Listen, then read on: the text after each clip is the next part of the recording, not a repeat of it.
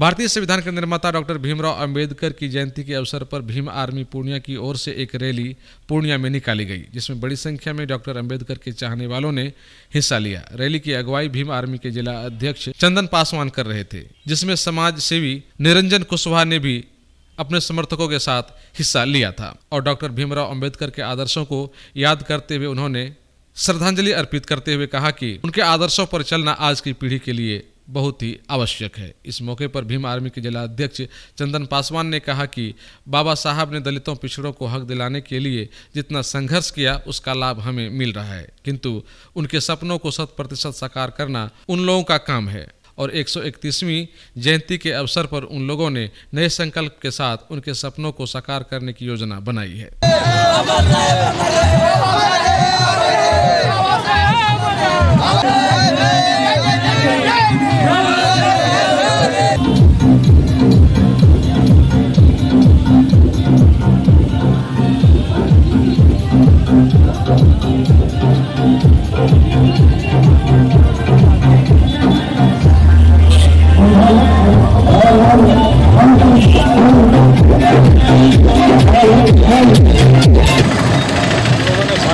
करके उनका जन्मदिवस मनाया और समाज में एक मैसेज देने का कोशिश किया कि इनका जन्म जो हुआ उसके बाद ही बहुत सारे जो पीड़ित वंचित समाज थे उनका कल्याण हुआ है।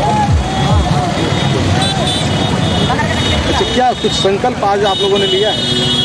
बाबा साहब का जो 3 वचन था, शिक्षित बनो, संगठित रहो, संघर्ष करो, उसको हम लोग आज के बाद फॉलो करेंगे, अमल करेंगे। उसके लिए हम लोग चल लिए हैं, तभी जाकर के हमारा समाज आगे बढ़ेगा और एक नए तरीके की तरक्की कर जाएगा। अच्छा, क्या लगता है कि जो समाज की बात आप कर रहे हैं वो समाज का अभी तक कितना विकास हो पाया है और कितना और होने की आवश्यकता है?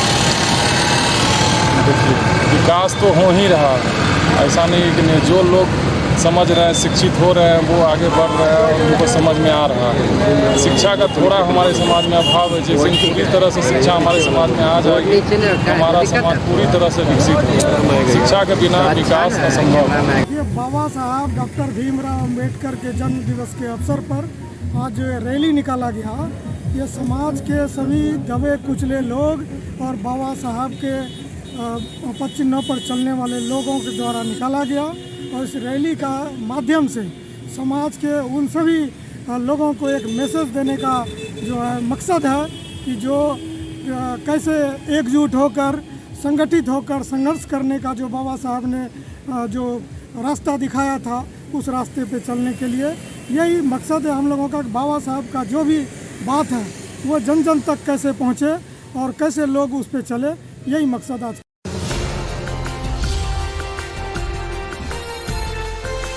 राष्ट्र